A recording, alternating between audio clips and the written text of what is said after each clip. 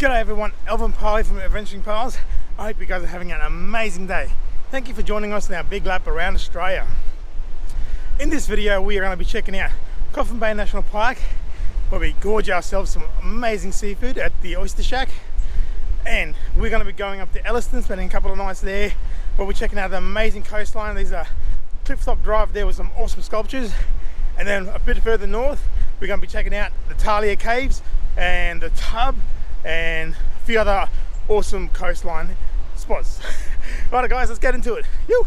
Last time we were checking out the sites around Port Lincoln, and after checking out of there, we drove only 45 kilometers to check into Coffin Bay Caravan Park. Because of the extremely short drive, by the time we set up, we still had the whole day left to explore, so we head off straight to check out the Coffin Bay National Park. There is the option to stay at the National Park's campground at Yangi Bay Campground. However, this was all booked out when we checked. The Yangi Bay Campground seems like an ideal place to launch and paddle around in your kayak. National Park fees do apply for Coffin Bay National Park. We got ourselves a 2-month all parks access, and that was worthwhile. There is actually a few other National Parks campgrounds available, but they are 4-wheel drive access only and probably not suitable, at least for our caravan. The park boasts some spectacular scenery, from high windswept cliffs to some sheltered bays, all surrounded by beautiful beaches, and some awesome 4-wheel driving for high clearance 4-wheel drives if you're keen. Oh guys, the weather's catching up with us. It's raining. We're here at Avoid Bay in the Coffin Bay National Park. Just got down here. You can see behind me or not, but there's an emu walking along the beach, which is pretty cool to see animals on the beach. I love it. So guys, whenever we go to a beach, we always look around for rubbish, and we usually find lines and hooks and whatnot. Have a go at the one we found here. Wowzers.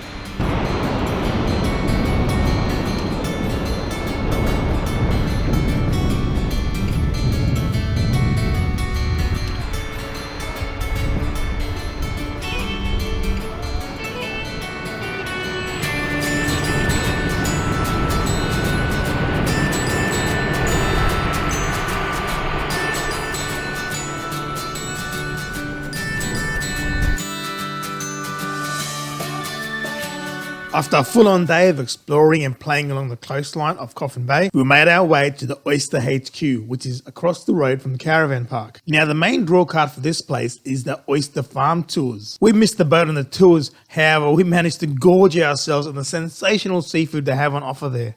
Do yourselves a favour and check it out. It is seriously some of the best seafood I've ever had. We only just spent the 1 day and 1 night at Coffin Bay, and then we moved just 150 k's away to check in to the Elliston Caravan Park. At $35 a night for a power and water, it proved to be a great base to explore the area from. It's a very spacious park with plenty of size to choose from, and it had great clean facilities. Alright guys, we left the caravan at Elliston Caravan Park there, and we are just taking a bit of a drive.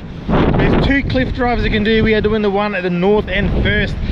We are at 7 Point, and from here you can go down along the cliff, which is what we're going to do. We're going to show you a bit of that, see what other stuff is here. This is the white belly sea eagle sculpture behind me with a nest. It's pretty cool, and then you can see Elliston in the background behind that. Really awesome little cliff look out here. Winds are a bit strong as you would expect, but yeah, pretty awesome. So we're going to go along here, check out, see what else we can find.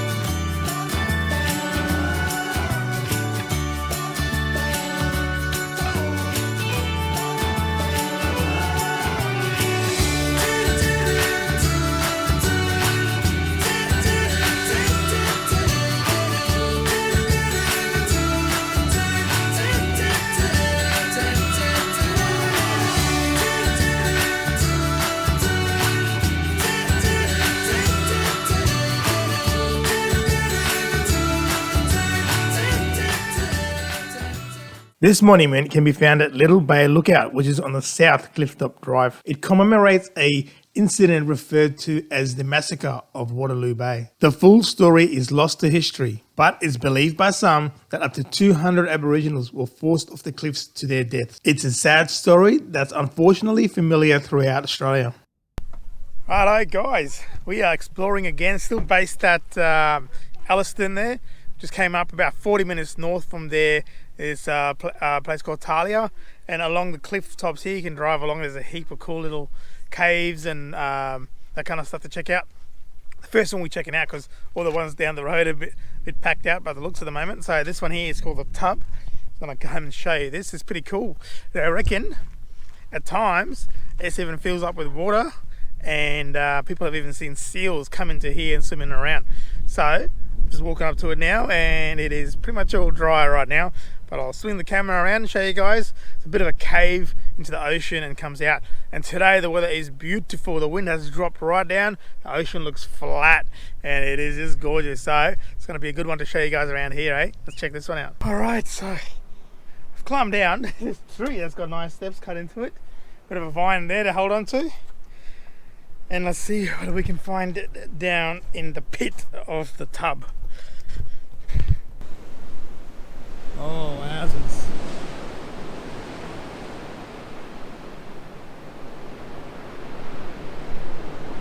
That's pretty cool, guys.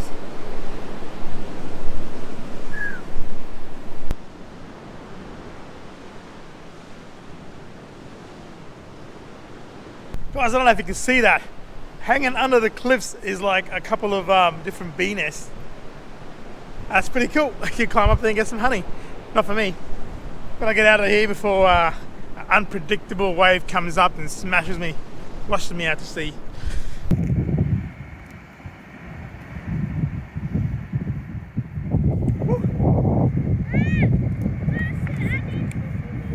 do it. Oh, the last step was a big one. Oh, Christ. All right. It's a good thing I'm used to climbing ladders as a Sparky.